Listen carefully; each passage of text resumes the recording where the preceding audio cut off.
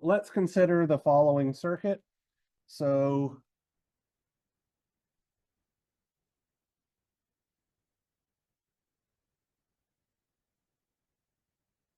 let's say that I have something like this. So I have some source voltage, Vs of t. Here's my resistor, 2 ohm. I'm going to put an inductance here of 1 Henry. I'm going to put a capacitance here of 0.5 farad.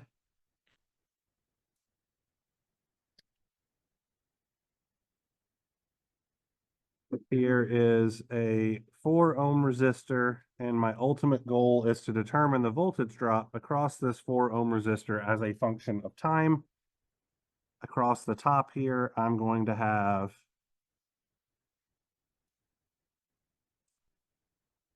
a 6 ohm resistor, just ground across the bottom, or short across here.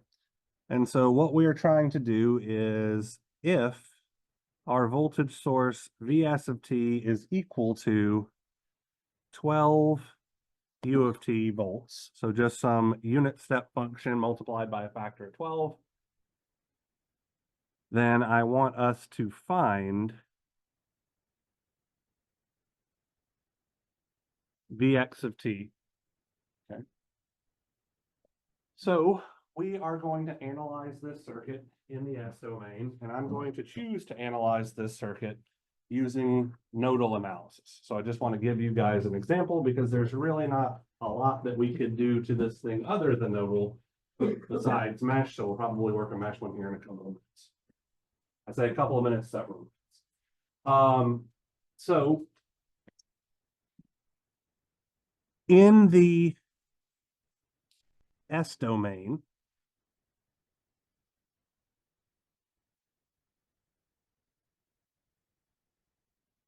our circuit is going to look like this, right?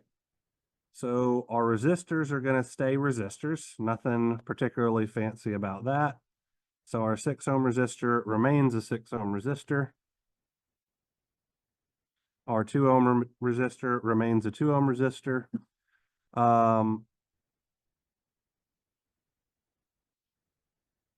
What should our capacitor look like?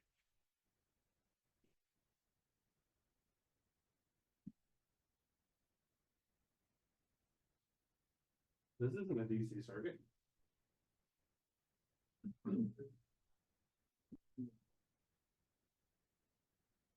What's the Laplace transform for a capacitor?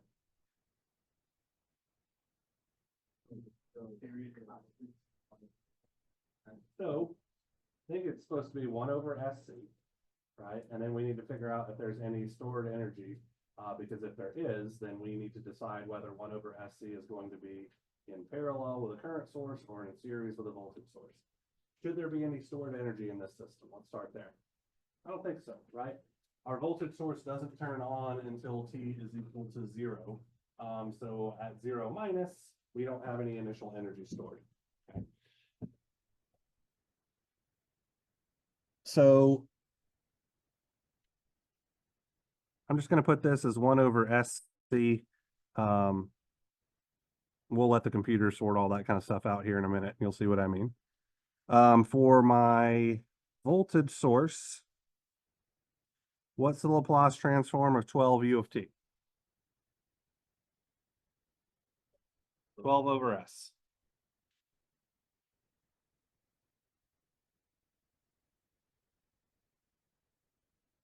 What should my inductor look like? So we've already established that there is no stored energy in the system, so I don't have to worry about the initial conditions. So impedance of an inductor should just be S times whatever L is. So I'm going to do SL, and then here's a resistor.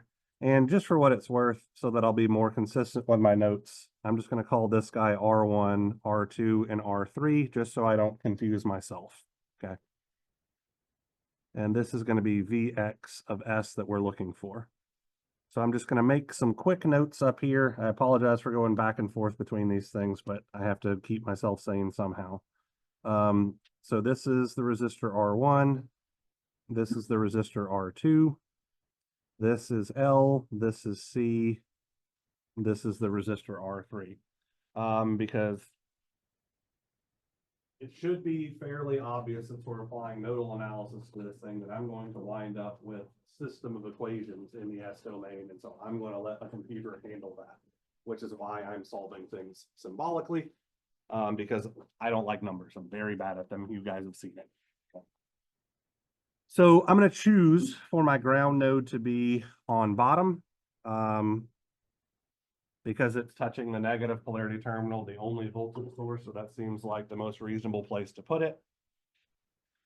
And I'm going to call this voltage at this node V1 of S, and the voltage at this node V2 of S, so that I have defined all of my unknown voltage, right? We do have a voltage at this node, but it's very obviously just 12 over S, so I'm not going to bother with giving that a label or anything. So our nodal analysis process is not going to be literally any different than what we did back in circuits 1, okay? We're going to apply KCL at node 1, we're going to apply KCL at node 2, and then we're going to solve that system of equations. So applying KCL at node 1,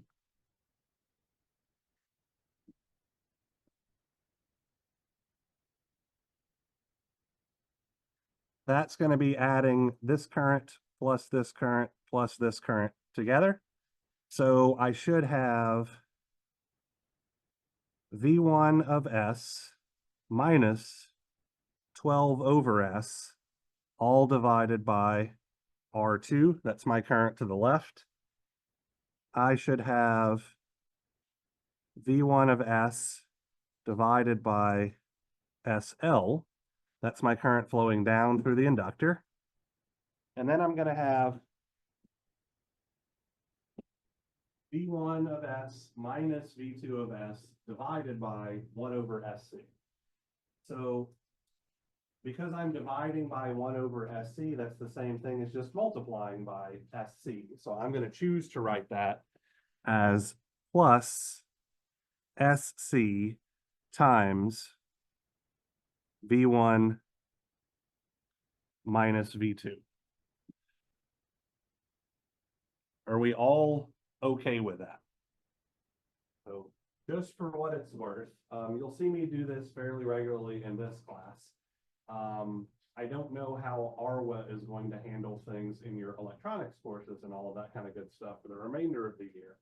But you'll see that we are going to be using conductances in later classes, particularly in the electronics class, because we're just going to wind up having lots of things in parallel, and the math is easier if we treat everything as a conductance.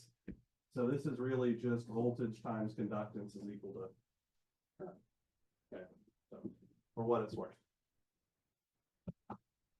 All right, so here's our KCL equation at node 1. We can do something similar for KCL at node 2.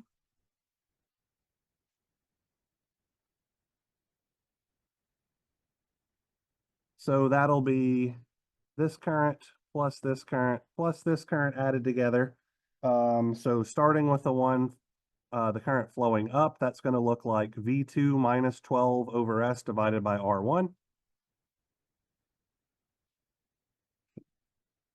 So V2 of S minus 12 over S all over R1.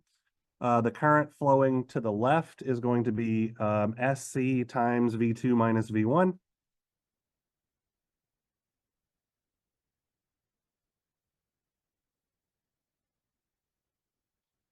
And lastly, we will have our current flowing down. So that's just V2 over R3. And I'm going to set this equal to 0. And then I solve this system of equations. Okay. So you guys had a mild panic attack when you saw my MathCAD sheet. So I want to explain what's going on in my MathCAD sheet. So what I've done here, and I've added a couple of steps that we're going to talk about in a moment. I have the two equations that I just wrote down, and I put them into a matrix. Okay, so this is a column effectively. So it's one column, two rows. So this is a 2x1 matrix or whatever. I'm just using V1 as a variable and V2 as a variable because MathCAD doesn't particularly care about them being as a function of S. So I just left that off to make things easier. And then what I'm doing is I'm using a symbolic solver to solve this system for V1 and V2. And so just for what it's worth,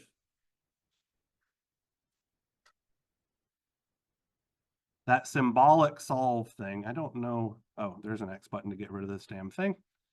I can press this symbolics and then just that arrow operator is what's going on. So if I were to delete this business over here, I didn't want to delete the whole thing. That's annoying.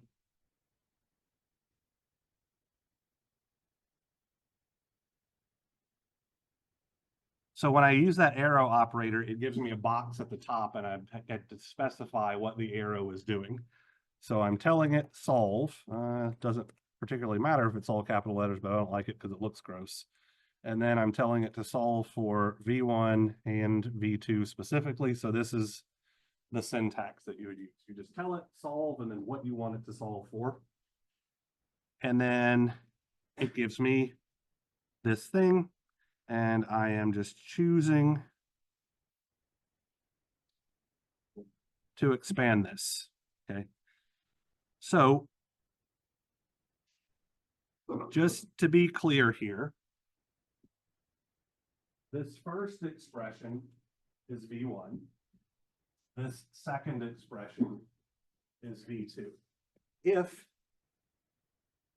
I got rid of all of these constant terms,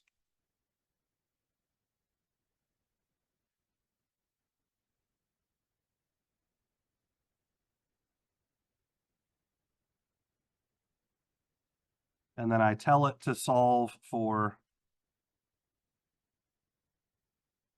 V1 and V2, again, it would symbolically solve it and put everything in terms of just R1, R2, and all of that kind of good stuff. This actually winds up looking grosser than using numbers, which is the only reason I actually use numbers in this. So I just wanted to show you what was up. So let me go back through and put those in really quickly. So R1 was 6.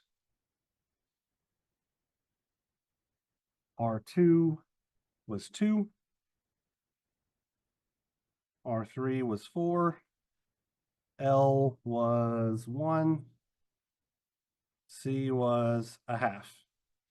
Notice I am not using units for any of those resistances, nor capacitance, nor inductance, because that's just going to make MathCAD have a panic attack. So like this is the only time you will ever see me use MathCAD without using units, and it's just because it makes it freak out. Okay. So we get these things here. We have two different expressions, right? So V1, we have a first order polynomial over a second order polynomial. For V2, we have a second order polynomial over a third order polynomial. Since we were trying to find Vx, so Vx as a function of S is just going to be the same thing as V2, right? Because the positive polarity terminal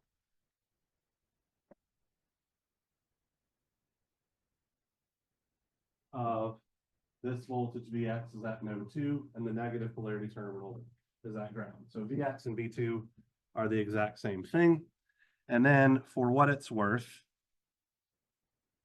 going back to my MathCAD sheet, I figured out what all of these numbers are in terms of fractions, just because it'll be easier to write down than 8.72 repeating and 2.18 repeating and all of that kind of good stuff. So what we have here is 96 over 11 s squared plus 24 over 11 s plus, because this isn't far out enough, 48 over 11 plus, or excuse me, all of that over s cubed plus 17 over 11 s squared plus 10 over 11 S. So let me write that down really quickly. Cancel. I don't want to delete anything. So I'm just going to label this as 1 and 2.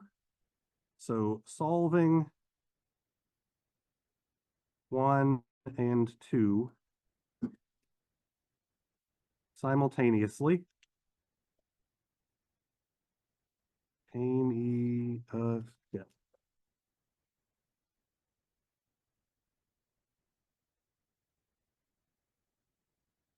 Yields V1 of S is 96 over 11S plus 60 over 11, all divided by S squared plus 17 over 11S plus 10 over 11. And V2 was 96 over 11 S squared plus 24 over 11 S plus 48 over 11, all divided by S cubed plus 17 over 11 S squared plus 10 over 11 S. Okay. So the reason why I like MathCAD's symbolic solver for this kind of stuff is because it automatically spits it out in a form that I can do partial fraction expansion on, right? My coefficient for the highest order term in my denominator is already 1. For whatever reason, MathCAD's default just does it like this. So it's very, very easy. Okay. So I need to figure out what the roots of this thing are, of just this denominator, in order to know what kind of approach that I need to apply towards my partial fraction expansion, right? So if it has distinct real roots, then I would use that approach. If it has a combination of distinct real roots and repeated real roots, I'd use that approach, all of that kind of good stuff. So in order to facilitate that, and I once again did this in MathCAD because what the hell are computers for if not making me not have to do math? All I did is I did another solve thing. So let me just show you how I did this specifically. Let me get rid of this thing. So I literally just took my denominator down here. Let me scroll this screen over so I can make sure I grab all of it.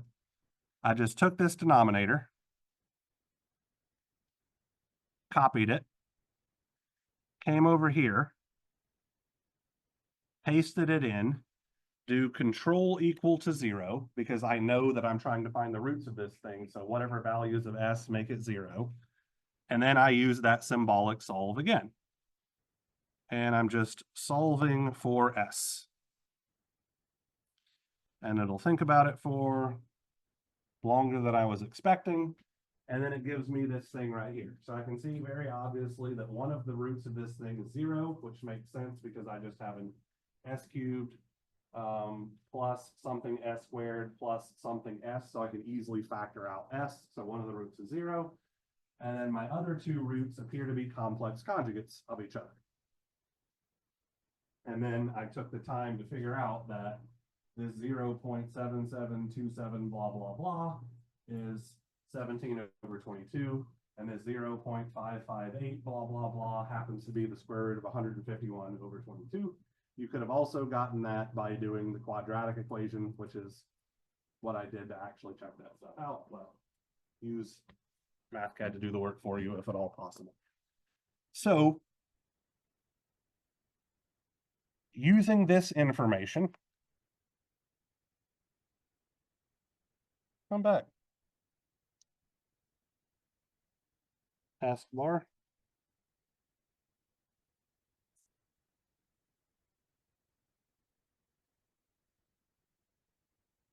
So using this information, we can say that Vx of S, which is just the same thing as V2 of S, could be written as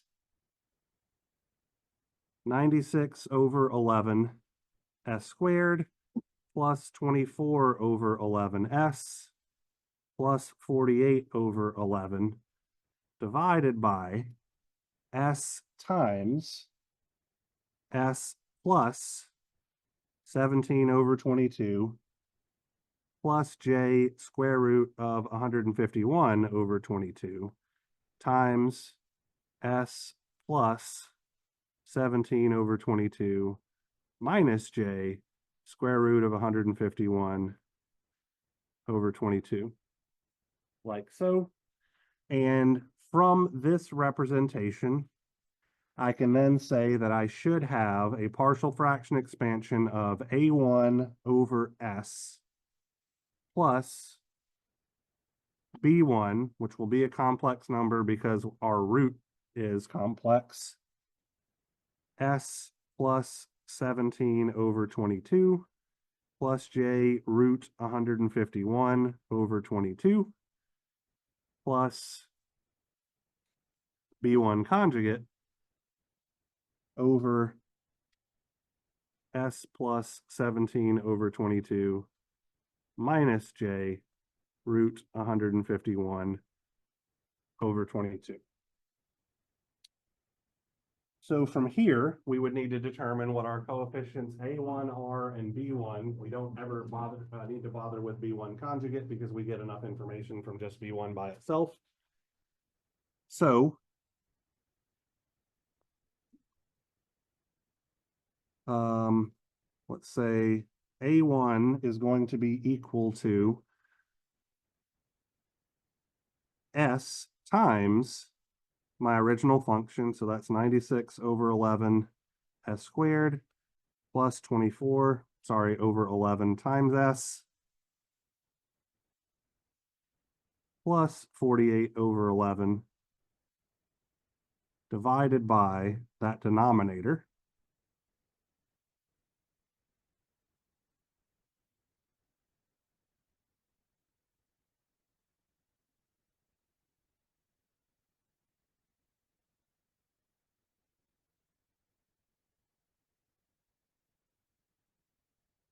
All of this evaluated at S is equal to 0.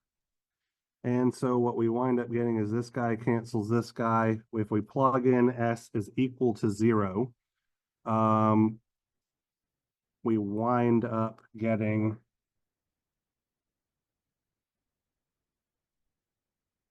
(24 over 5).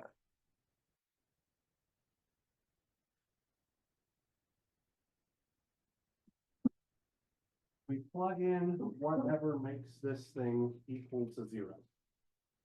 So S is equal to 0 makes this equal to 0. When we do it for B1, we'll plug in whatever makes this guy equal to 0, which will be negative 17 over 22 minus j square root of 151 over 22. So it's always just whatever sets the denominator of each of these individual terms to 0. And that was all covered when we did the partial fraction expansion stuff last week. Just as a sanity check thing here, 24 over 5, okay? What's the inverse Laplace transform of that 24 over 5 going to be?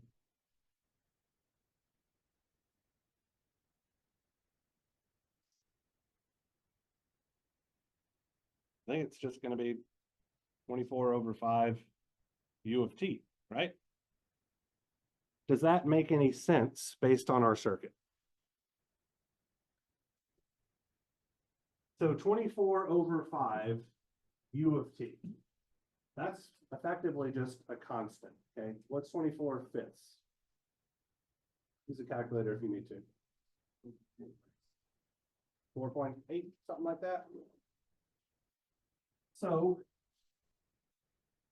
after our transient has died out, this inductor right here is going to look like short circuit, and this capacitor right here is going to look like an open circuit, right?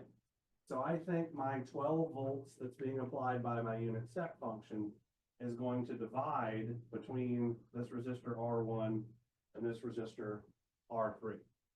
So according to voltage division, what I should see is that after my transient dies out, this voltage Vx should be 12 times 4 over 10. Right? 4 over 6 plus 4. That series path around the outside. 12 times 4 over 10 is what? 4.8. So the results that we're getting make sense in the context of the circuit, so we're probably doing things correctly. So let's just go on from there.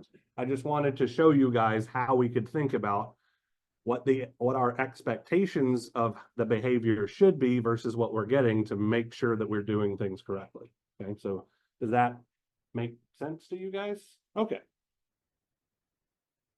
And then what's going on with the capacitor and inductor energy storage is going to cause the transient stuff to happen. Okay. So B1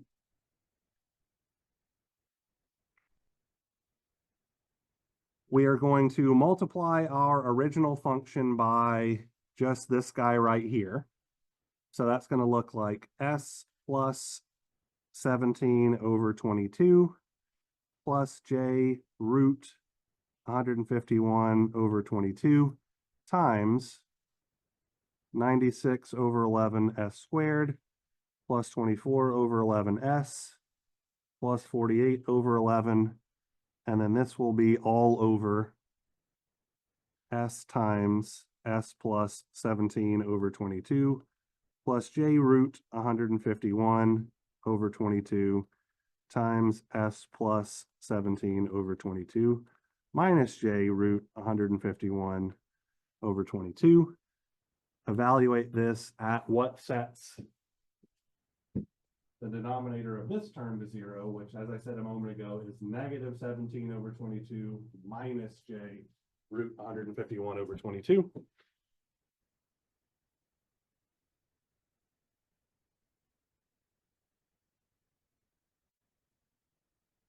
So quite obviously, this guy and this guy cancel out. When we evaluate this thing at this particular S value, we wind up getting 6.3 with an angle of negative 109.819 degrees. Okay. So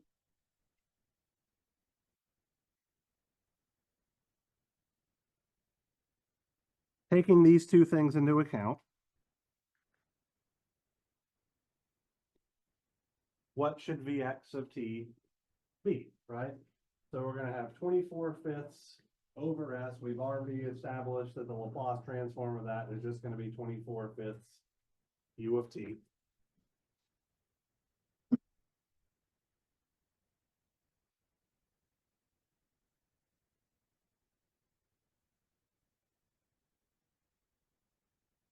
What's the Laplace transform of this bit going to look like, where we know that B1 is 6.3 angle negative 109.819 degrees? So twice 6.3, so 12.6 or so.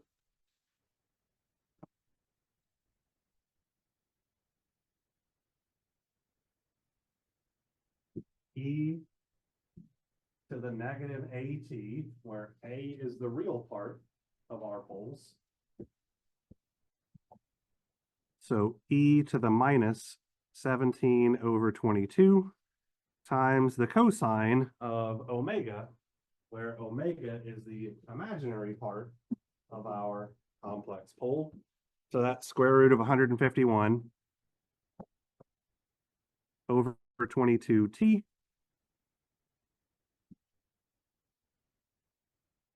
We got to flip the sign on this guy. So it'll wind up being plus 109.819 degrees. Apparently I need to make this larger. So plus 109.819 degrees. All of this multiplied by .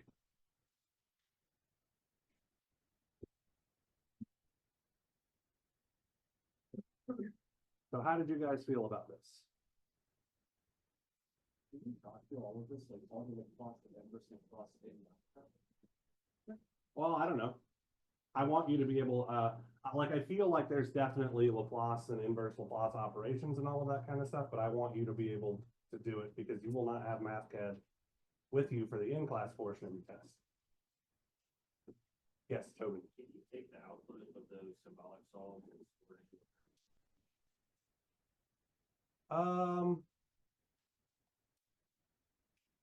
I don't know. So I feel like you probably mean something more elegant than x is equal to, and then I just copy that thing. Right? You probably want it to do it automatically and not that. I don't know, but you can definitely do that. So for what it's worth. You can, copy just bits and pieces of this thing and then store it and use it, which is exactly what I was doing when I was solving the denominator to figure out what my poles were. So if you come up with a more elegant solution than this hodgepodge of bullshit, let me know. But this gets the job done, and it's all I have the mental bandwidth for currently. So anyway. All right.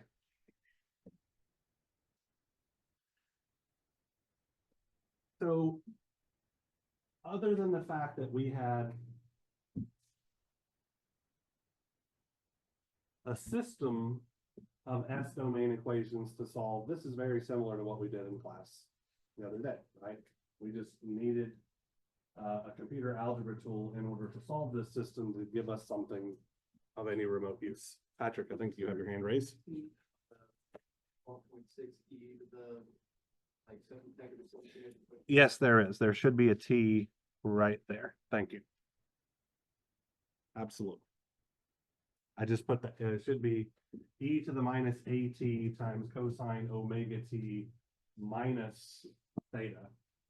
So I forgot to put the t there, and the fact that the identity tells us it's minus theta and this is a negative means that's why we had to flip the sign. So we should always flip the sign on B1 to apply that particular identity. Okay, let's look at something else.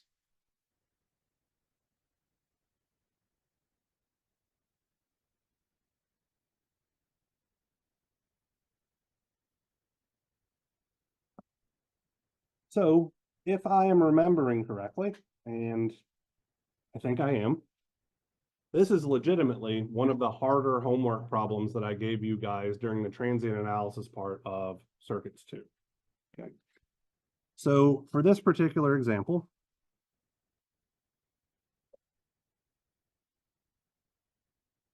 we had this circuit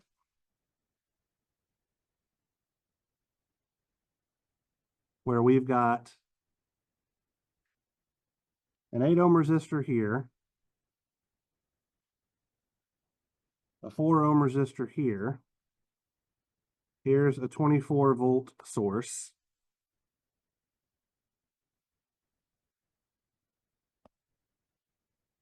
Here is a 2 Henry inductance.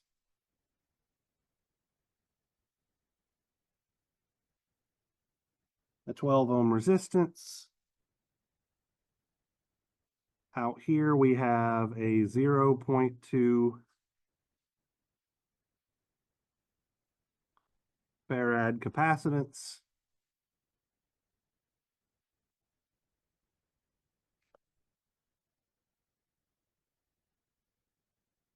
And then we have this switch, which is closing at t is equal to 0.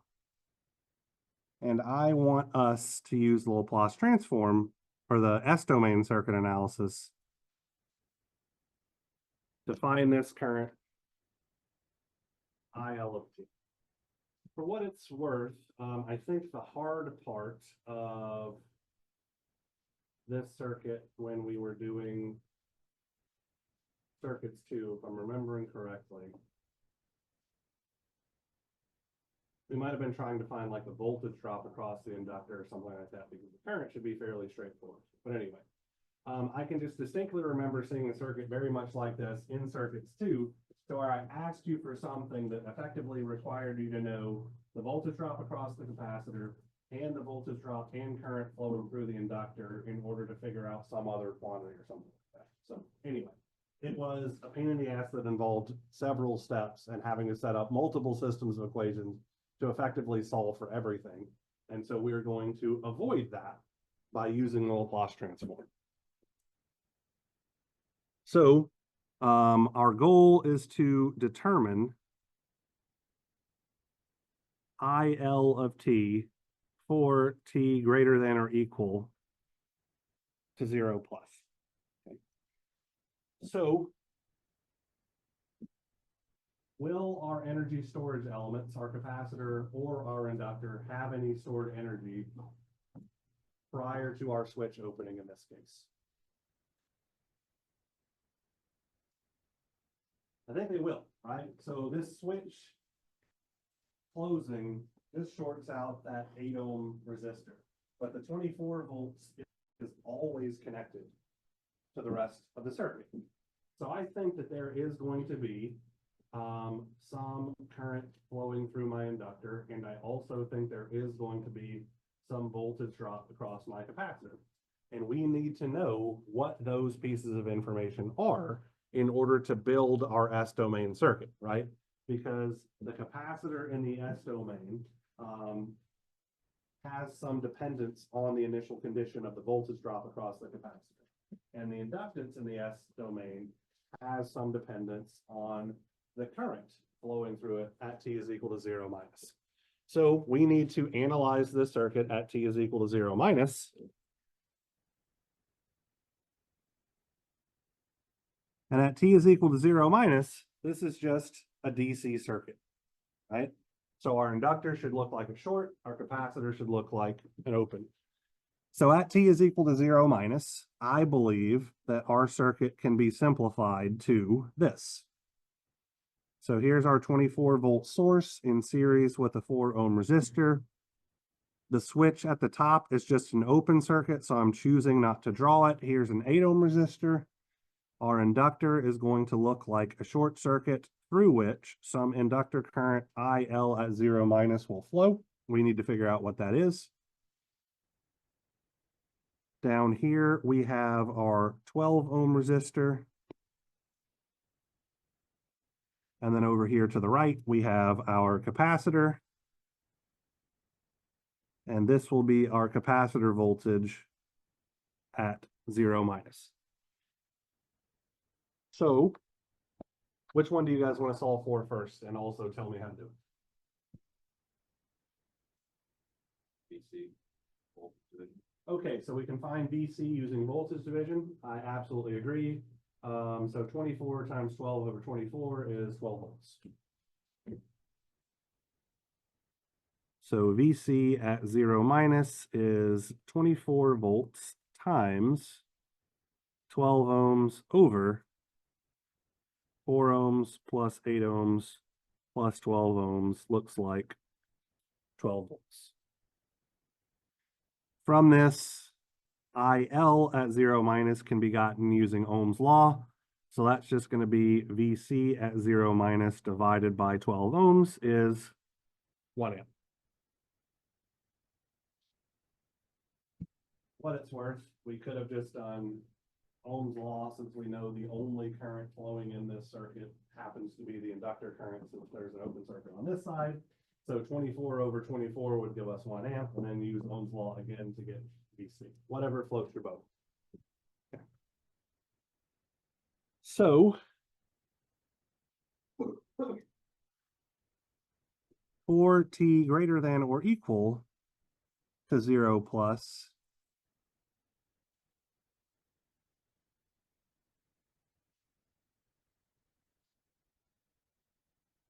we're going to be working in the S domain. Okay. So what should our 24 volt source look like in the S domain? 24 over S. Okay. Anybody got a problem with that? So it didn't have a unit step function. You're absolutely correct. However, we are only analyzing the circuit for t greater than or equal to 0 plus, which means everything that was going on before 0 was already taken care of in our prior analysis. So it may as well have had a unit step function because we're only considering the time interval for t greater than or equal to 0 plus. So I agree. 24 over S seems like an appropriate model for this time interval. Are we okay with that line of reasoning? So here's my 4 ohm resistor, which once again, I'm just going to do things symbolically. So I'm just going to call this guy R1.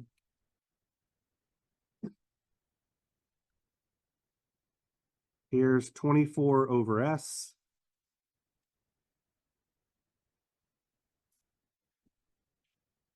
Now we've got my inductor, right? So we know that we're going to have the impedance of the inductor, which is just SL. Since our inductor has some amount of stored energy, we are going to have to include a source. So do we want that impedance in parallel with a current source or in series with a voltage source? I would argue series here is going to make things a little less gross. So what should the value of that voltage source be?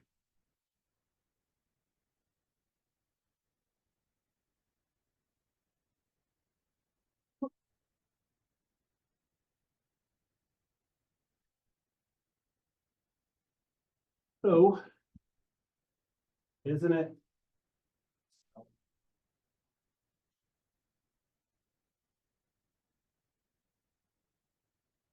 so I'm just trying to remember correctly. It's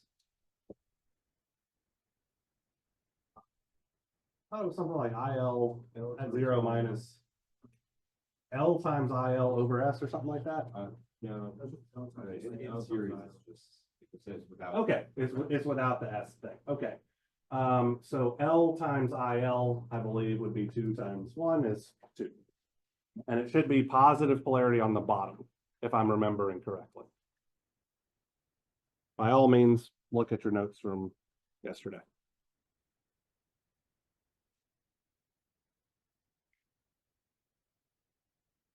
And then down here, we have our 12 ohm resistor, which I'm just going to call that guy R3. What about my capacitor? So do I want to represent it as an impedance in series with a voltage source or an impedance in parallel with a current source? Probably in series as well.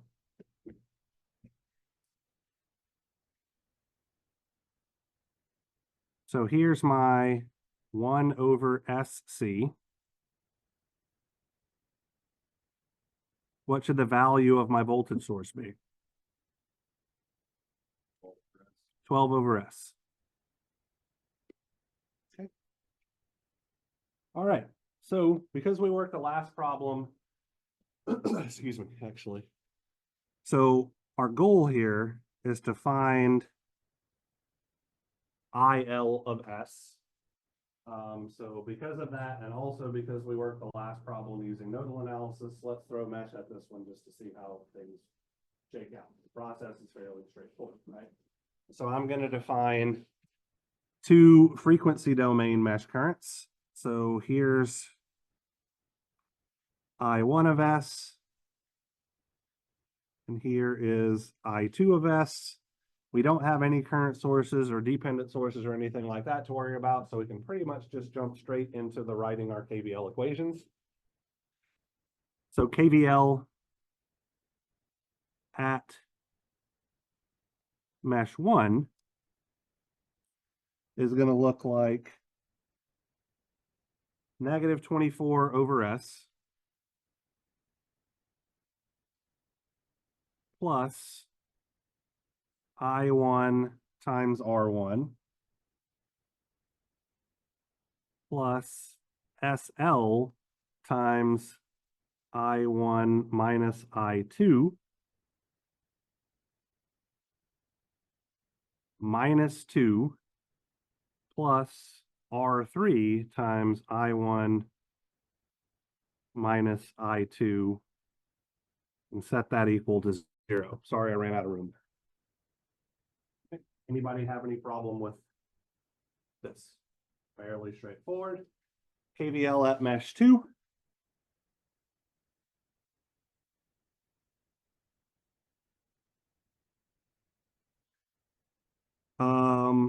I'm just going to lump some things together here really quickly. So I'm going to have an R3 plus SL times I2 minus I1. I'll have a plus 2 and then a I2 over SC plus 12 over S is equal to 0. So just to be clear, because this inductance and this resistance are in series, I just lump those guys together as a single impedance, just to save space, really, writing my equation. Since we're following I2 around, that's why I have I2 minus IS. This plus 2 comes from this voltage source. Then I have, according to Ohm's law, I times the impedance. So that's why I have I2 over SC. I2 times 1 over SC is just I2 over SC. And then lastly, plus 12 over S. So nothing real wild or crazy there. Solving this system of equations.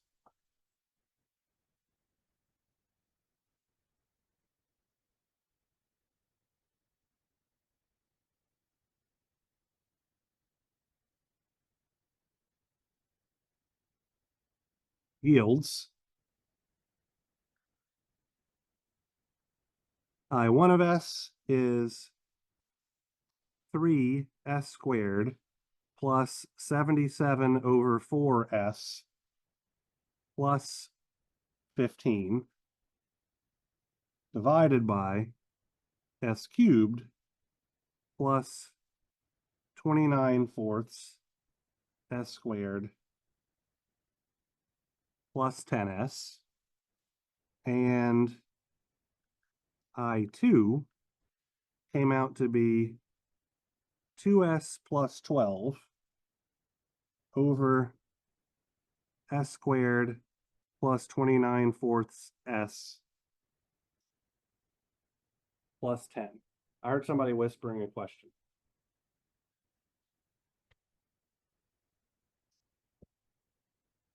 $77 over 4. Let me use the hippie European 7 so that you can see it. Is that better? All right. I actually should just get in the practice of doing it so that there's no ambiguity with my terrible handwriting. So anyway. And then that's a 29 over 4. All right. So what should the IL that we're looking for be? I1 minus I2. Okay. So IL is I1 minus I2. So that'll be 3S squared plus 77/4 S plus 15 divided by S cubed plus 29/4 S squared plus 10S minus 2S plus 12 over S squared plus 29/4 S plus 10. And so to give both of these things the same denominator, because I guess technically speaking, if I wanted to, I could find the Laplace transform of this thing using partial fraction expansion. And then I could find the Laplace transform of this thing using partial fraction expansion, and then subtract those two. But these denominators are so close to each other that it's probably going to be easier to just lump everything together and just find the inverse Laplace transform of the result once instead of doing the math on the back end, right? So if I multiply this guy by S over S, now my denominators are the same. And so the result of this comes out to be S squared plus 29/4 S plus 15 over S cubed plus 29/4 S squared plus 10S. This denominator has roots of 0, -29 plus the square root of 201 over 8, and -29 minus the square root of 201 over 8. So what case do we have here? We have three distinct real poles, right? What's under the square root sign here isn't negative, so we'll never bother with a j. So this is just a real number, this is a real number, and this is also a real number. Okay. So because I don't want to write -29 plus the square root of 201 over 8 over and over again, because that's big and gross, I'm just going to call this thing -1.853, and this thing right here is -5.397. So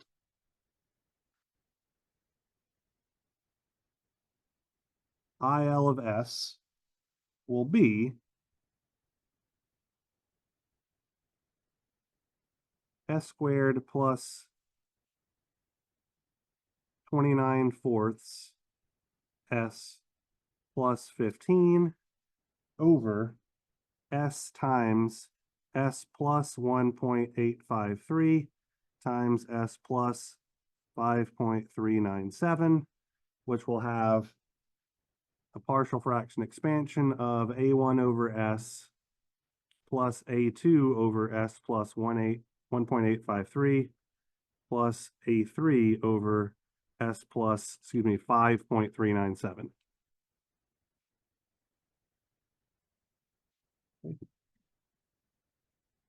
Where A1 is just S times IL of S evaluated at S is equal to 0, which comes out to be 3/2.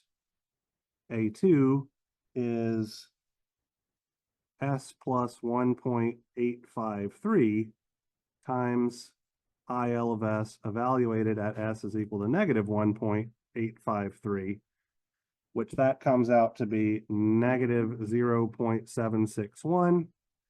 And lastly, A3 is S plus 5.397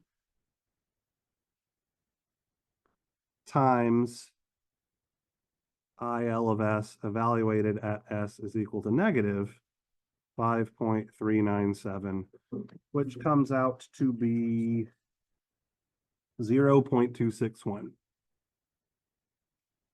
So from this,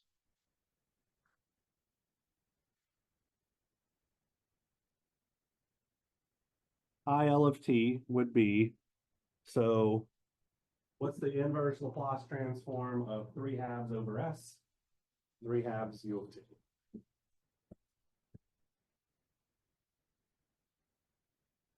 What's the inverse Laplace transform of -0.761 over S plus 1.853? 0.761 e to the -1.853 t.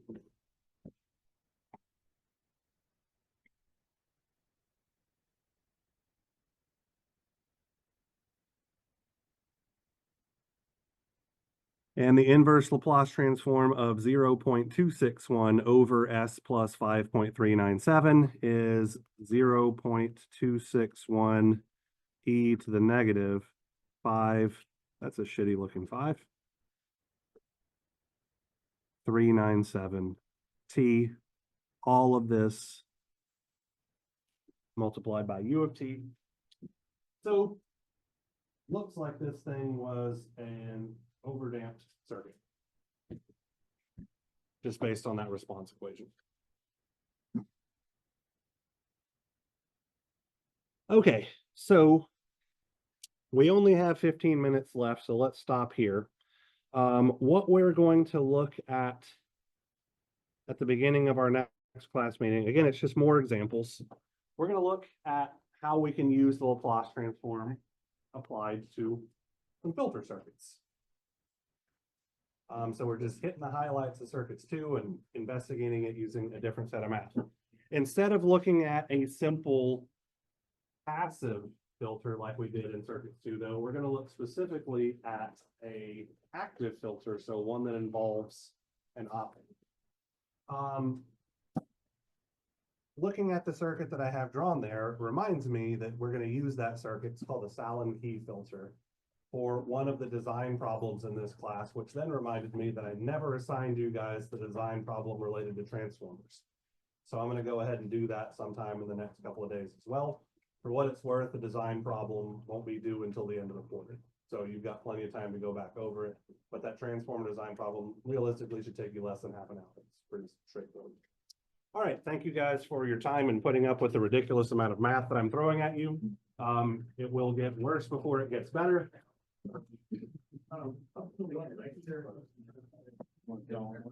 Nothing that we've done this week. So no circuit analysis in the S domain, just transformers, convolution, and Laplace and inverse Laplace transform. That's all the first test is. Yes. How did you figure that out? So for an overdamped response, it should just be the sum of two exponential functions. So the fact that I have an exponential function plus an exponential function, that's what led me to think it was overdamped. But if it were critical, we do, yeah. If it were critically damped, we would have an exponential function plus something t e to the x, t times an exponential function. When it is underdamped,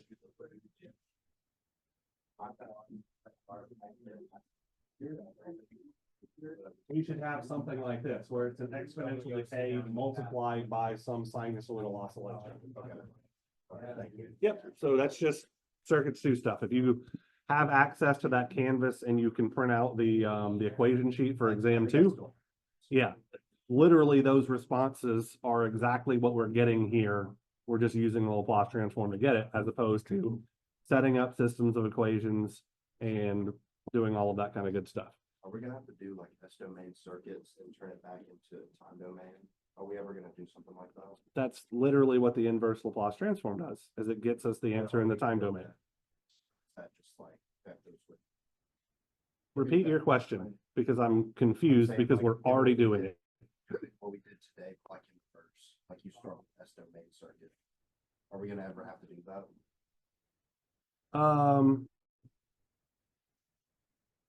Maybe, but starting with an S domain circuit that's just eliminating this convert the circuit from the time domain into the S domain step. So like that's making this process shorter, not longer. So like, yeah, I mean, realistically, yeah. So the whole point of using the Laplace transform for the circuit analysis, so instead of doing all of our analysis in the time domain, which is what that transient analysis stuff was, as well as those terrible examples that I worked way back in circuits 1, where we just didn't know steady state sinusoidal analysis, yes. And so we just had to use a shitload of trig identities for everything. This is a frequency domain path that avoids all of that stuff. So if we have the Laplace transform of our circuit and the Laplace transform of our signal, we can get the exact same result without having to apply convolution integral. So once again, the whole point of this S domain analysis is to avoid all of that gross time domain math. That is convolution integrals, trig identities, all of the kind of gross shit that everybody hates. Laplace transform bypasses that entirely and gives you the exact same result.